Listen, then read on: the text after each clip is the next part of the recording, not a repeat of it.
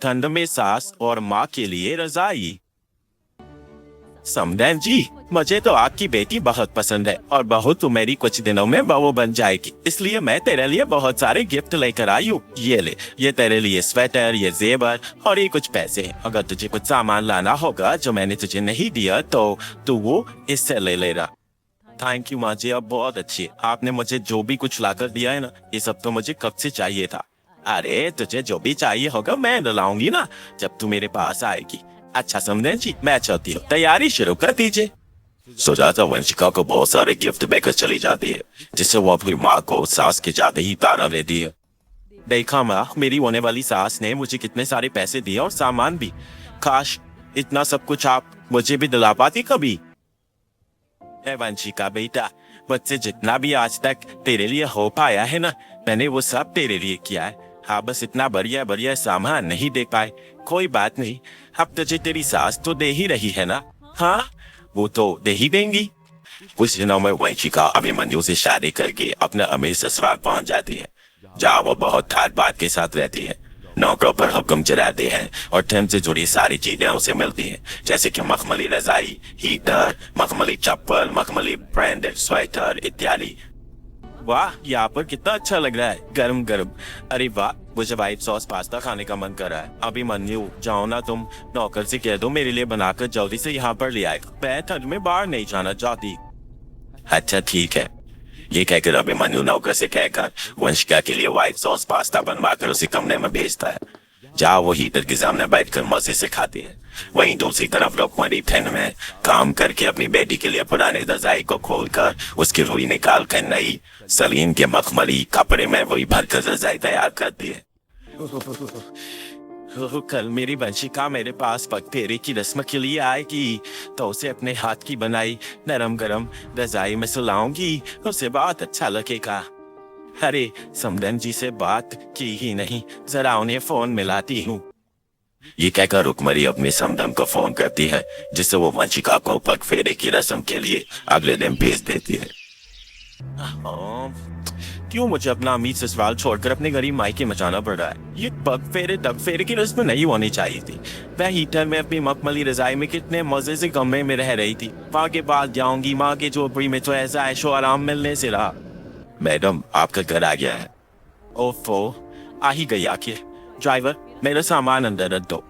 Driver Vanshika के घर के अंदर सामान रख देता है और अपनी बेटी को देखकर रुक्मणी उसे गले से लगा लेती है। अरे मेरी बच्ची, मेरी वंशिका आ गई तू। हाँ जा अंदर बैठ, तेरे लिए गर्मा गर्म चाय पकौड़े बना देती हूँ। हाँ माँ, लेकिन मैं चाय नहीं कॉफी पीती हूँ, मुझे कॉफी पीनी है। क्यों, तुझे तो हमेशा सर्दियों में चाय पकौड़े खाना बहुत पसंद है ना, फिर तू कॉफी कैसे पीने लगी? पहले तो नहीं पीती थी। पहले मैं यहाँ रहकर पीती थी, लेकिन अब मुझे ससुराल की आदत हो गई है। वहाँ मुझे जो मिलता है अब मैं वैसे ही खाना पीना खाऊंगी। माँ, मुझे ठंड लग रही है, हीटर जला दो। बेटा, यहाँ पर तो हीटर नहीं है, पर मैं तेरे लिए आग जला देती हूँ। मुझे पता था यहाँ आकर मुझे बिल्कुल नहीं अच्छा लगेगा। वहाँ कम से कम अपने कमरे में तो बैठी थी हीटर के सामने। वैसे मैं 2 दिन के लिए रहने आई हूँ, उसके बाद चली जाऊंगी। इतनी जल्दी चली जाएगी? 1 हफ्ता तो रुक जा अपनी माँ के साथ। पता है मुझे तेरी कितनी याद आ रही थी। नहीं माँ, मैं ज्यादा दिन यहाँ नहीं रह पाऊंगी, 2 दिन बहुत है। फिर तो बड़ी बेबी के लिए गर्मा गर्म पकौड़े बना देती है और आग जलाकर बाहर से कॉफी लाकर बेबी को कॉफी दे देती है, जिसे पीकर भी वो तारा मारती है। कितनी बेकार कॉफी बनाई है माँ आपने। छी, ठंड लग रही है माँ, क्योंकि बंद कर दो ना। अरे हवा से खुल गई हो कि मैं अभी बंद कर देती हूँ। सुन, मैंने तेरे लिए रजाई बनाई है, ये देख। अच्छी रजाई है ना, बहुत मुलायम सी। और ले। छी, ये तो बहुत बेकार रजाई है, मुझे इसका कलर पसंद नहीं आ रहा। मुझे नहीं होनी ये वाली रजाई। अगर आप चाहती हो मैं आपके पास हो तो मुझे अच्छी रजाई खरीद के दे दो। मेरे पास तो और पैसे नहीं है, मैं कैसे इसे नई रजाई दिलाऊं? कोई बात नहीं, सुशीला जी से पैसे मांग कर रजाई दिला देती हो, वरना ये मेरे पास से चली जाएगी। 2 दिन की तो बात है। फिर रुक्मणी खिड़की बंद कर देते हैं और पड़ोसन से पैसे लेकर अपनी बेटी की पसंद की रजाई लाकर उसे दे देती है, जिससे वो शाम तक रहती है। फिर ऑर्डर करके अकेले मोमोज खाने लगती है। तारे वंशिका, तुझे भूख लग रही थी तो मुझे बोल देती, मैं खाना बना देती। ये बाहर से मैदा वाली चीज क्यों खाती है? अरे आपको टोक लगाना जरूरी है क्या? नहीं अच्छा लगा मुझे वो आपका बनाया हुआ कुछ भी। सच बताऊं, नई रजाई लाने के बाद भी माँ मुझे अभी तक नींद नहीं आई, इसलिए मैं यहाँ से अपने अमीर ससुराल जा रही हूँ। अरे वंशिका, मुझे माफ कर दे अगर मैंने तुझे खाने को लेकर टोका, पर अपनी माँ के पास से ऐसे मत जा। अभी मैंने तेरे साथ वक्त भी नहीं गुजारा ना कुछ बात की। नहीं माँ, मैं अपने घर जा रही हूँ, बाय। मेरा ड्राइवर भी आ गया, मैंने उसे फोन कर दिया था। फिर वंशिका गाड़ी में बैठकर वापस अपने अमीर ससुराल पहुंच जाती और हीटर में बैठकर रजाई में बच जाती है। अब मुझे वापस अपने कमरे में हीटर के सामने बैठकर बहुत अच्छा लग रहा है। माँ के पास तो मुझे बहुत ठंड लग रही थी।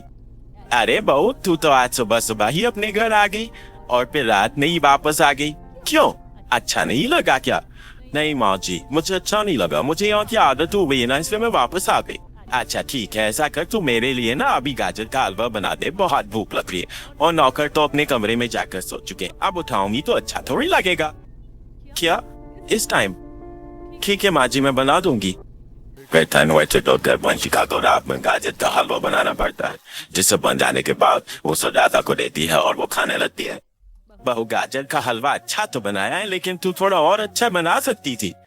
नेक्स्ट टाइम और अच्छा बनाऊंगी। और ड्राई फ्रूट्स खत्म हो गए हैं ना? ठीक है, जा अब तू सो जा। कहने के 2 हफ्ते रुकमणी को अपनी बेटी की याद आने लगती है, तो वो उसके ससुराल पहुंच जाती है, जहाँ वो सास के हॉल में पैर दबा रही होती है। माँ जी, अब आपको अच्छा लग रहा है ना? मैंने आपके पैरों की मालिश कर दी है। हाँ बहू, बहुत अच्छा लग रहा है। अरे समदन जी, आप आइए आइए। जी नमस्ते, मैं बस यूं ही मिलने चली आई थी। शादी के बाद आपसे भी मुलाकात नहीं हुई ना? हाँ हाँ, बिल्कुल ठीक कह रही है। लगता है आपको बहुत ठंड लग रही है। हाँ, लग तो रही है। वंशिका, तेरे घर में तो हीटर है ना, तो वो चला दे, फिर थोड़े हाथ सेक लूंगी। हाथ बहुत सन्न हो रहे हैं। अभी मेरे हाथ गंदे हैं तो आपको हीटर नहीं दे सकती। वैसे भी माँ जी हीटर इस्तेमाल कर रही है। यही बैठ जाइए, घर के अंदर है, हाथ नॉर्मल हो जाएंगे। हाँ ये भी है। अरे बहुत, तुम्हारी माँ आई है, उनकी खातिरदारी तो करो। रामू काका, जरा रात को जो खाना बनाया था वो लेकर आ जाओ, क्योंकि जो अभी बना है वो तो हमने अपने परिवार के लिए थोड़ा सा बनाया है ना, क्या कहो? हाँ माँ जी, वही खाना दे देते। वंशिका अपनी माँ को रात का बासी खाना लाकर दे देती है और जमीन पर बैठ कर खिलाती है। दाल कोरी बहुत काव रही होती है, लेकिन गरम गरम खाना रसोई से लाकर डाइनिंग टेबल पर देती है। वंशिका, ये टाइल का फर्श बहुत ठंडा लग रहा है, कुछ कंबल या रजाई ही दे दे। अच्छा, अब अपने घर की महंगी महंगी चीज आपको फर्श पर बैठने के लिए दूं, ताकि आप गंदा कर दो? नहीं, आपको कुछ नहीं मिलेगा। और अपने घर पर भी तो आप ऐसे ही रहते थे ना बेटा, वहाँ ऐसा फर्श नहीं होता था जो ठंडा लगे। और तूने मुझे खाना गर्म करके भी नहीं दिया। ये रोटी थोड़ी कड़क हो रही है। अरे चैन से खा नहीं सकती क्या? जब देखो हर किसी चीज में कमी निकाल रही हो। आपके घर पर तो ये सब भी नहीं होगा। बाबू, मैंने खाना खा लिया। तेरे कमरे में जो रजाई रखवाई थी ना मैंने, अब वो मुझे दे दे, आज बहुत ठंड लग रही है। हाँ वंशिका, मुझे भी रजाई दे दे और कमरा जहाँ मैं सो जाऊं। कल ही जाऊंगी अब तो घर, इतनी ठंड में घर कैसे जाऊंगी रात में? बाजी, आप चिंता मत कीजिए, मैं आपको अभी रजाई देती हूँ। और माँ, आप सामने वाले कमरे में चली जाओ, नौकर को बाहर निकाल देना और उसकी रजाई बिस्तर पर सो जाना। हमारे घर में और कमरे नहीं है। ऐसा कहकर वंशिका अपनी सास को कमरे से बढ़िया सी रजाई निकाल कर दे देती है। वही रोपरी पुरानी पड़ी रजाई को देखकर रो पड़ती है। मैं प्यार से अपनी बेटी से मिलने आई थी और वो मुझसे नौकर जैसा बर्ताव कर रही। कुछ फटी रजाई दे दे और जमीन पर बैठ कर खाना खिला रही है। वहीं दूसरी तरफ सुजाता अपने कमरे में आराम से बैठकर कहती है, वाह, भिखारी बहू की तरफ थोड़े से पैसे देकर और झूठा प्यार क्या दिखा दिया। मेरी बहू तो अपनी माँ के ही खिलाफ हो गई। चलो अच्छी बात है, दोनों को उनकी औकात पे रखना जरूरी भी तो है। अच्छा है, अपनी माँ को उसने नौकर के कमरे में भेज दिया। क्या? मैं तो माँ जी को गरम गरम सूप देने आई थी। शुरू से ही प्यार करती आई हूँ, लेकिन अब तक वो मेरे साथ दिखावा कर रही थी और इस वजह से मैंने माँ के साथ कितना कुछ गलत किया। मुझे माँ को सॉरी कहना चाहिए। वंशिका अपनी माँ के पास जाती है, जहाँ वो पति रजाई में तो रही थी और पुराने रजाई को हटाकर मखबूली रजाई उड़ा देती है। माँ, मुझे माफ कर दो, मैंने आपके साथ बहुत गलत किया। मैं सास के प्यार में इतनी अंधी हो गई कि आपके साथ ही गलत कर बैठी। अपने माँ के प्यार का एहसास हो गया जब से मैं तेरे लिए कितना कुछ कर रही थी। और तू, मैं तो जाने ही वाली थी यहाँ से सुबह। नहीं माँ, सच में आपको अपना वक्त नहीं दिया। अब मैं आपके साथ यहाँ अच्छे से रहना चाहती हूँ, चाहे माँ जी जो भी बोलती रहे। अब मैं उनकी बातों में नहीं आने वाली। फिर वंश अपनी माँ का रेस्टोरेंट में बहुत अच्छे से ख्याल रखती है, उसके पास हीटर लेकर आती है, अच्छा अच्छा खाना खिलाती है और अपनी माँ के साथ ही सोकर कुछ दिन अच्छे से बिताती है। जिसके बाद वो चली जाती है और सास को बिल्कुल भी उसकी सच जानने का एहसास नहीं होने देती है। गरीब झोपड़ी के बाहर गरीब परिवार खड़ा है, साइड में एक बड़ा बेड रखा है, वहीं गरीब बेटी एक रेहड़ी से हीटर और कंबल उतरवा रही है। और ये सब देख पड़ोसन अपने बेटी को चांटा मारते हुए कहती है, देख नालायक, वो बेटी अपने परिवार की कैसे जरूरत पूरी कर रही है, पर तुझसे कुछ नहीं हुआ। मुझे अपनी आंखों पर यकीन नहीं हो रहा, ये सब तूने किया है। तूने तो वो कर दिखाया जो एक बेटा भी नहीं कर पाता। तूने मुझे मेरी उम्मीद और जरूरत से ज्यादा चीज मुझे दे दी। माँ, ये तो बस अभी शुरुआत है, मुझे अभी आपके लिए और भी बहुत कुछ करना है। आखिर कैसे एक बेटी ने अपनी माँ की उम्मीद से बढ़कर काम किया है, ये जानने के लिए चलते हैं कहानी में। जानती बहन, कितनी बुरी किस्मत है ना तुम्हारी। इतनी ठंड में तुम्हें एक बेड भी नसीब नहीं है। ठंड की वजह से तबीयत खराब है, खांस खांस के सांस फूल रही है तुम्हारी, फिर भी नीचे जमीन पर फटा कंबल लेकर बैठी हो। ऐसा नहीं है बहन, मैं ठीक हूँ। का ठीक हो, अगर आज तुम्हारे घर में एक बेटा होता तो तुम्हारी ये हालत ना होती। इसीलिए कहते हैं एक बेटे का होना बहुत जरूरी है, वही अच्छे से घर की जिम्मेदारियों को संभाल सकता है, बेटियां कुछ नहीं कर सकती। अर्चना शांति को ताने देकर वहां से चली जाती है, पर यह बात सुनकर निधि और रिया को बहुत बुरा लगता है। अब इसी तरह कुछ दिन बीत जाते हैं और एक रात निधि जमीन पर बैठकर ठंड से कांपते हुए पढ़ाई कर रही थी। दीदी, तो पढ़ाई कर रही हो, पढ़ाई कर लो, खाना मैं बना दूंगी। इतना बोलकर रिया खाना बनाने बैठती है। तभी बाहर से कांपते हुए हरिया जैसे ही अंदर जाने लगता है, तभी हरिया को देख अर्चना ताने देना शुरू कर देती है और शांति भी बाहर आ जाती है। अरे हरिया भैया, इतनी ही ठंड लग रही है तो एक हीटर ले आओ। देखो, मैं तो ठंड से बचने के लिए एक हीटर ले आई। माँ, अंदर चलो ना, ठंड लग रही है। अर्चना बहन की किस्मत अच्छी है, पति कमाता है, बेटा भी पढ़ाई कर रहा है, बहुत जल्द नौकरी लग जाएगी। कुछ दिनों बाद उसकी हालत और बेहतर हो जाएगी। आज उसके घर में हीटर आया है, कल को कुछ और महंगी चीज आएगी और हम गरीब एक कंबल तक नहीं खरीद पाएंगे। अरे शांति, हम गरीब नीचे जमीन पर फटा कम्बल ओढ़ कर सो रहे हैं, हमारे लिए यही बड़ी बात है। मेरे माता पिता कितनी मेहनत करते हैं और मैं उनके लिए कुछ नहीं कर पा रही। पिछले 3-4 सालों से बस कलेक्टर की सरकारी नौकरी की तैयारी कर रही हूँ। अगर इस बार भी मैं कुछ नहीं कर पाई तो दोबारा से एग्जाम अटेम्प्ट नहीं कर पाऊंगी, मुझे और मेहनत करनी होगी। अपने घर वालों की ऐसी मजबूरी देखकर निधि और मेहनत करने लगती है। जब पूरा परिवार सो जाता है तो निधि मोमबत्ती जलाकर ठंड में कांपते हुए पढ़ाई करती है। अब इसी तरह कुछ दिन बीत जाते हैं और एक रात पूरा परिवार फटा कंबल ओढ़कर सो रहा होता है, तो कंबल छोटा पड़ने की वजह से कभी रिया तो कभी निधि कंबल को खींच रही होती है, जिस वजह से फटे हुए कंबल के 2 टुकड़े हो जाते हैं। भगवान, इस ठंड से बचने के लिए एक ही कंबल था और इसके भी 2 टुकड़े हो गए। माँ, पापा, अम्मी, माफ कर दो, हमारी वजह से कंबल की 2 टुकड़ी हो गए। अब हम इस ठंड में क्या ओढ़ेंगी? बेटा, तुम दोनों दुखी मत हो, मैं कल सुबह इस कंबल पर कुछ बोरे चिपका कर सिल दूंगी, इससे कंबल भी बड़ी हो जाएगी और हमें ठंड भी कम लगेगी। अगर आज मैं कलेक्टर बन गई होती तो हमें ये दिन न देखने पड़ते। अब कंबल के आधे टुकड़े में रिया और निधि सोती है तो वहीं आधे टुकड़े में शांति और हरिया। इस तरह अगले दिन रिया अपनी माँ को कुछ बोरी लाकर देती है, जिसकी मदद से शांति अपना फटा हुआ कंबल सिलती है। माँ, खिड़की दरवाजे बंद कर लेना, बाहर बहुत ठंड है, मैं बच्चों को ट्यूशन पढ़ाने जा रही हूँ। नहीं बेटा, इन सबकी क्या जरूरत है, बाहर इतनी ठंड है और तू बाहर जा रही है। माँ, इन सब की बहुत जरूरत है। दीदी, तुम आराम से जाओ, ताकि काम मैं संभाल लूंगी और माँ की देखभाल भी कर लूंगी। क्योंकि निधि घर की बड़ी बेटी थी, इसलिए उसकी कंधों पर जिम्मेदारी भी ज्यादा थी। निधि अब ठंड में कांपती हुई ट्यूशन पढ़ाने के लिए जाती है और जब वहां से आ रही होती है तो वो देखती है कि अर्पित अपने कुछ दोस्तों के साथ कैंटीन के बाहर खड़े होकर मजे कर रहा है। माँ को बेवकूफ बनाना कितना आसान है। ट्यूशन के नाम पर पैसे ले लिए और आराम से अब पार्टी कर रहा हो। अब अर्पित के घर वाले इस पर कितना पैसा खर्चा कर रहे हैं और ये किसे देखो कोचिंग न जाकर यहाँ दोस्तों के साथ गप्पे मार रहा है और एक मुझे अपनी पढ़ाई के लिए कितनी मेहनत करनी पड़ रही है। पर फिर भी लोग लड़कों से ही उम्मीद रखते। पता नहीं कैसे सोच है लोगों की।